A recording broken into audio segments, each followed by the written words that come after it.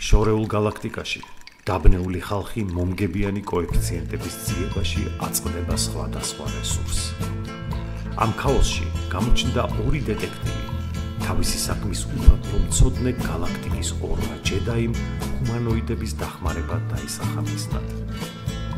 გაზეთებიდან დაწყებული ინტერნეტ სივრცით გაგრძელებული და ინსაიდერული ინფორმაციით დასრულებული ყველაფერი იშიფრება იმისთვის, რომ დედამიწელები მოგებაში დარჩნენ. გამარჯობა მეგობრებო, მაშასე მორიგი გამოძიების დროც დადგა. გიორგი და ლუკა ისევ თქვენთან ერთად ვართ და იმედს ვიტოვებ, რომ დღევანდელი კიდევ უფრო წარმატებული იქნება, ვიდრე წინა გამოძიება. მეტი რა გინდა? ყველა მინდა რა უნდა მინდოდეს. მინდა რომ ყველა გამწვანდეს და იყოს, რა ვიცი, ყველა გახარებული. წინა გადაცემითაც არ უნდა იყო უკმაყოფილება, რომ დაიწყე რა გეწერა, როგორ გეწერა. შენ გამოიცანე 3-დან 3. ხო, 3-დან 3 კარგი არის, გიორგისი ერთი გაფუჭდა და გაფუჭდა, მოდი რაც გაფუჭდა ის თქვა, დანარჩენი ყველამ გამოიყენა ყველაფერი. რამირესი. ყველაზე მეტად რაც მჯეროდა პრინციპში, ხო? დერბი არგენტინული, საშინელი ჯახი და აქ იყო ყველაზე მაგარი მსაჯი და რა ვიცი, უყურე, მე არ მიყურე, კი.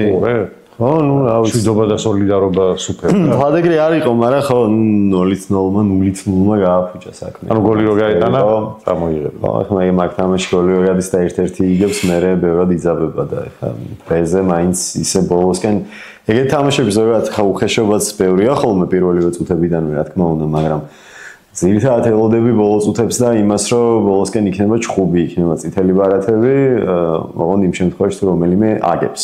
ანუ აწყობდათ თვითონ თუ ქულა რა შეიძლება. აწყობდათ არა ხე მაგათ ერთმანეთთან არას არ აწყობთ ფრეა, სულ უნდათ რომ ერთმანეთს მოუგო. ხო, რასინგი ინდეპენდენტეზე ლაპარაკი, მაგრამ მეორე მხრივ მაინც ფრერო არის, სადღაც გუნდები არიან, მაინც ხო ფეხბურთელები არიან და ფიქრობენ რომ არ ვაგებთ, მაინც გაია. გოლი რო გასულიყო, სულ სხვანაირი თამაში წავიდო და ამით არ ვამართლებ, ხშირად ყოფილა ინდეპენდენტ რასინგში ფრე და 20 ბარათიც, მაგრამ ეს გამონაკლისი შემთხვევა იყო, გადახედოთ ყოველწარი მაგათ შორის ბარათები. წინა გადაცემაში თქვი რომ ბოლო მესამე თამაშში დანიშნეს რამირესი და წინაში იყო 10 და იმის წინაში 12. აღარ ეხლა დამშრომლეს და მაინც ეხლა, მაგრამ ახლა 6-დან 5 გამოცნობილი თამაშიც არც წვი ვარიანტია. კარგი მიყვეთ, ხო ახლა პრინციპში რაც იყო სწრაფად რო გადავალოთ თვალი, ვივარაუდე რომ ჰერაკლესი მოიგებდა და არ წააგებდა უბრალოდ. საერთოდ 3-0 მოიგო. ნიდერლანდებში ერთი გუნდი რო საერთოდ ვერ იგებს ვერცეთ მატჩს, არის იშვიათობა. იქვე ოლენდამაც მოიგო და მოუგებელი არც ერთი აღარ არის უკვე. იქვე ნაიმეგენი ვთქვით რომ მეტი გოლი იქნებოდა და რა თქმა უნდა იყო და ნიუ-იორკული დერბი იყო ეს ჩემებს რაც ვამბობ. 3.5-ზე მეტსაც ჰქონდა, 4.5-ით წამოვიდა, მოკლედ კარგად გამწვანდა. გიორგის რეინჯერსი იყო ფანტასტიკური მიგნება და ალბათ მიაწვება ამ ჩვენებას კიდევ. ხო, რეინჯერსი უნდა დავწერო ისე. და კასიმ-ფაშა მიულოცოთ შოთა არველაძეს X2 დავწერე და ძალიან კაი კოეფიციენტი ქონა 1.75, მაგრამ საერთოდ მოიგო თამაში კასიმ-ფაშამ სტუმრად, რაც 4 ქონდა და ეგეც თქვი ვისაც რისკიანი პროგნოზები უყვარს პირდაპირ ორიანის აღება შეიძლება მეთქი. შევიდა ფორმაში კასიმ-ფაშა და შემდეგ ტურებშიც უსურვოთ წარმატებები შოთას და მის გუნდს. კი ბატონო, ახლა კი ახალი კვირა და ახალი მიგნებები გვაქვს, შესაბამისად დავიწყოთ. დავიწყოთ, კაი, მოდი რეინჯერსი ვახსენე და დავწერ კიდე ერთხელ ამ რეინჯერს, იმიტომ რომ ხო, ნუ ევროტურნირებზე ისევ უჭირს, ისევ ვერ ვიტყვი რომ საოცარ ფორმაშია ეს გუნდი ძალიან კარგია, მაგრამ ამ შოტლანდიის ჩემპიონატში პირველი თამაშის მოგება ჩემი აზრით რეინჯერსისთვის საკმარისი იქნება იმისთვის, რომ მიაყოლოს ახლა ეს მოგებები, მაგრამ სანამ შედარებით სუს გუნდებს ხვდება და წინა გადაცემაში წეგაღვნიშნე რომ რეინჯერს ესეთ გუნდებთან ამ ხელა კოეფიციენტს აძლევენ, იმიტომ რომ რეალურად სულ ფორმაშია გუნდი, თორე ახლა რეინჯერსი როცა რეინჯერსია და ისე თამაშობს როგორც საჭიროა, ლივინგსტონთან წინა ტურში ახლა ფალკირკს ეთამაშება 1 და 3, 1 და 4 ექნება და ახლა ისევ 1 და 8-ია კოეფიციენტი. ეს ფალკირკი ლივინგსტონზე უარესი გუნდი არის. სტუმრად თამაშობს რეინჯერსი, მაგრამ ფალკირკი არის ბოლოს წინა ადგილზე. ვერავის ვერ უგებს, ხშირად აგებს დიდი ანგარიშებით, ამიტომ მე მგონია რომ რეინჯერსი ზედზედ მეორე ტურში მოახერხებს გამარჯვების გასვლა ესეც. ხო, სტუმრად არის, იმიტომ აქ 1 და 8 აქვს, 1 და 3.15.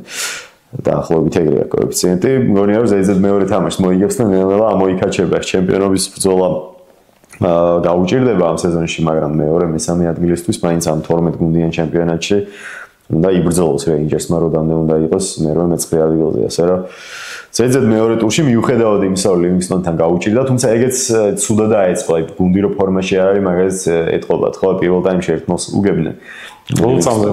დიდი უპირატესობა ჰქონდათ. მე პენალტი დაინიშნა ტავერნიემ, რომელსაც ყველა პენალტი გააქვს საერთოდ და პირველი გოლიც მან გაიტანა, მცველია.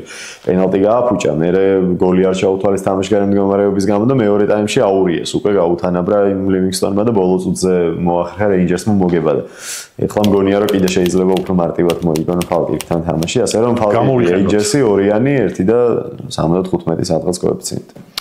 კარგი, მე მაშინ ცოტა უცნაურ სპორტს შევეხები, რომელიც პრინციპში იშვიათად იწერება. ეს იქნება წყალბურთი, სუპერთასის ფინალი გაიმართება ცოტა ხანში და ფერენცვაროში პრორეკო შეხვდება. მოგესალმებით, პრორეკო არის ერთ-ერთი ყველაზე ძლიერი გუნდი, იტალიური გრანდი არის, ალბათ ყველაზე წარმატებულიც, ფერენცვაროშიც ანალოგიურად. რა ხდება? ფერენცვაროში არის ჩემპიონთა ლიგის გამარჯვებული, პრორეკო არის ევროპის ლიგის გამარჯვებული, ასე ვთქვათ, წყალბურთში, ევროთასის გამარჯვებული და სუპერთასზე ხვდებიან ერთმანეთს. სუპერთასის ფლობელი არის ფერენცვაროში. წინა 3 წელი პრორეკო იგებდა. სუპერთასები 9-ჯერ აქვს, თუ არ ვცდები იტალიურ გუნდს და ამას 5-ჯერ მოგებული და ერთი ფინალია წაგებული სულ. აი ამდენ მატჩში ფერენცვაროშმა დათმო ის ფინალი, აღარ მახსოვს ვისთან. ხო და რას ვამბობ, აქაც ყველაფერი შეიძლება მოხდეს, მაგრამ საქმე იმაშია, რომ ფერენცვაროში თამაშობს სახლში, იმიტომ რომ ბუდაპეშტში გაიმართება ეს მატჩი და აი აქ მივარაუდებ, რომ ჯერ ერთი რანგით უფრო სერიოზული ტურნირი აქვს ფერენცვაროში მოგებული და სახლში არ გაატანს ტიტულს იტალიელებს. 1 და 8 აქვს აი ამ წუთისთვის და გამოვიყენებდი ამას. მგონია რომ წყალბურთის სუპერთას ფერენცვაროში დაიტოვებს სახლში. საინტერესოა, გადავწყვეტ. ხო, რაღაც ესეთი მიგნება არის, რომელიც იდეაში გამოსახნებელი. წარმატებები. კი ბატონო, მოდი შვედეთის ჩემპიონატზე ვთქვათ 1-2 სიტყვა, იმიტომ რომ ძალიან საინტერესოდ მიდის მან ჩემპიონატი და მიდის კი არა, უკვე მეორე ნაწილია სრულდება სადღაც, იმიტომ რომ შვედეთის ჩემპიონატი საქართველოს რაფიკით მიდის. ანუ ეხლა არ დაწყებულა იქ მიალბი არის ეგეთი გუნდი, ბევრს შეიძლება გაგონილიც არ კონდეს, გუნდი რომელიც წარმოადგენს სადაც 800,000 კაციან სოფელს შვედეთში და ამ გუნდმა მოახერხა და ფაქტობრივად ჩემპიონია, თუ რამე სასწაული არ მოხდა, შვედეთის ჩემპიონი გახდება მიალბი, იმიტომ რომ პირველ ადგილზეა და მეორე ადგილოსან უსწრებს უკვე 11 თუ 12 ქულით. ნუ დაახლოებით ისეთივე ამბავი იქნება მიალბის ჩემპიონობა შვედეთში, როგორც აი ლესტერის ჩემპიონობა იყო პრემიერ ლიგაში. ეს უბრალოდ ამბისთვის მოვყევი და რახან მიალბი ჩემპიონი ხდება, ეგ ნიშნავს იმას, რომ მალმიო ვერ ხდება ჩემპიონი, მალმიო რომელიც არის ბოლო წლების საუკეთესო გუნდი შვედეთში, ერთი ისტორიული გუნდი და გრანდია ისედაც, არა მხოლოდ ბოლო წლებში, ბოლო წლებში დომინანტია შვედეთში და თითქმის ყოველთვის ჩემპიონი ხდება, მაგრამ ამ სეზონში ჩემპიონი ვერ გახდება, იმიტომ რომ ეს მიალბი გახდება წესითა და რეგიტა. მალმიო მეორე და მესამე ადგილზეც არ არის, მხოლოდ მე-4 ადგილზეა შვედეთში. ევროტურნირების ზონა არის პირველი 3 ადგილი მხოლოდ. ასე რომ მალმიო მესამეზე მაინც უნდა გავიდეს, რომ ევროტურნირებზე მოხდეს. ბოლოს როდის იყო რომ მალმიო ევროტურნირზე ვერ გავიდა, არც მახსოვს ეგეთი ამბავი. ასე რომ მალმიოს თამაშები აქვს მოსაგები ის, რომ ჩემპიონობის გარეშე ფაქტობრივად დარჩა უკვე და ევროტურნირების გარეშე არ დარჩეს. ხდება სირიუს გასვლაზე ეგეთ გუნდს, რომელმაც აგერ წინა ტურში შუაკვირაში იყო ტური და 4-1 წააგო სტუმრად, აბსოლუტურად ასევე თავისი დონის გუნდთან, არც კარ ფორმაში არ არიან, დავამატოთ ამას, რომ გასავარდ ზონასთან ახლოს არიან, გასავარდ ზონაში არ არიან. გულები ამ სერიუსად ჭირდება, მაგრამ ნუ სუსტი გუნდია რეალურად. მალმიომ თუ მოინდომა და წესით უნდა მოინდომოს ამ შეხვედრაში, გონია რომ ეს სერიუსი დასამარცხებელი ყავს ყველა ვარიანტში. მალმიოს ორიანი კოეფიციენტი აქვს, ძალიან კაი 2 და 2 უწერია მალმიოს. არ წაგება რომ ავიღოთ? არ წაგება, ვისაც უნდა გაითვალისწინებს, არ წაგებას აიღებს თავის ბილეთში და მე ვიტყვი რომ მალმიო მოუგებს სერიუს 2 და 2 კოეფიციენტია ამაზე. კი ბატონო, წესით ძალიან ლოგიკურია. კი ბატონო. შვენიერი მიგნება. მე წავალ გერმანიის კვედა ბუნდესლიგაში, ან მეორე ბუნდესლიგაში. რამდენიმე კარგი შეხვედრა გამოიყენეთ, რა ვიცი, გირჩევთ რომ ბარათებს დავწერე. დუსელდორფი ნიურნბერგის მატჩი მგონია, ბევრი ბარათი, მაგრამ ავიღებ ფიურტი ჰანოვერს. ორივეში მაგარი მსაჯია, თან როგორი მაგარი მსაჯი, იცი რომ საშუალო მაჩვენებელი რო 8 ბარათი აქვს სამ-სამ შეხვედრაში. შელდია მსაჯი, გადაავლე თვალი ერთი რას აკეთებს თანოვერთან. ორ თამაში, პირველ თამაში ამოიღო 8 ბარათი. მეორეშიც ხო, მაგრამ ამ სეზონში დაიწყო მსაჯობა, ასე რომ ღმერთმა გაუმარჯოს, ეგეთი ხალხი მიყვარს, რომელიც ეგრე იწყებს კარგად აქტიურად და ვაშკაცურად. ხო და ამიტომ მოდი აქ ავიღებ სადღაც იქნება ალბათ 4 ნახევარი, ხო? ასე დაიწყება. ალბათ. გერმანია და შეიძლება სხვა იყოს ნახევარი. ნუ იყოს 4 ნახევარი. ასე რომ ჩემი მეორე პროგნოზი იქნება ფიუტი, ჰანოვერი, ბარათები ბევრი. კი ბატონო, ბარათები თუ გაინტერესებს, მე ამ ხრივ ერთი თამაში მაქვს მონიშნული პირველ რიგში, ეს არის პრაღული დერბი, სპარტა სლავია. სადაც იქნება ბევრი ბარათი, თან ორივე ლიდერია, ორივეს ძალიან ჭირდება ქულები, თან ყოველს ხოცავენ ერთმანეთს. სპარტა სლავია არის ესეთი თამაში შუა ევროპაში, სადაც თითქოს არ წარმოგიდგენია ზოგადად არ ეხოლმე ხა ბარათების წვენა და ასე შემდეგ, მაგრამ ამ თამაში ყოველთვის გადახედოთ ერთი იყო განსაკუთრებით ამის წინა თამაში, სადაც მარტო 90 წუთის მერე იყო 8 ბარათი, ანუ 90 წუთამდე ხო იყო რაღაცა 6 იყო თუ რაღაცა და 90 წუთის მერე კიდე 8 თუ 9 ბარათი იყო, ანუ და ხო ესეთ თამაშია როგორც ახლა რახან რასინგ ინდეპენდენტი არ დაждდა, ეგ იმას არ ნიშნავს რომ დავივიწყოთ საერთოდ ეს დერბები და ეგეთი თამაშები და არც არა ამ კვირაში არის რაღაც შეიძლება არ დაждდეს, მაგრამ ხო ბევრი კარგი თამაშია იქ ვიტყვი მე შენს ბენფიკა პორტუა და არაერთი კარგი მაგმხრივ თამაში, მე მაინც სპარტა სლავიაზე გავამახვილებ ყურადღებას, სადაც მგონია რომ იქნება ბარათები. აქაც შეიძლება 4 ნახევარზე მეტსაც კარგი კოეფიციენტი ქონდეს, თუ არა 5 ნახევარზე მეტსაც ვიტყოდი მე თამამად. სამწუხაროდ რაღაც ვარიანტებში მსაჯები არ ვიყო, მაგალითად გალათასარაიში მსაჯი არ ვიცი უბრალოდ ვინ არის, ჯერ არ არის გამოტანილი, კიდე რა არის ეგეთი ჩელსი, ლივერპულია. მოკლედ ბევრი მაგარი მატჩი არის ამ უქმეებზე, რომელშიც შეიძლება ამ პოზიციების დაწერა. სპორტინგი ბრაგაა სხვათა შორის კიდე.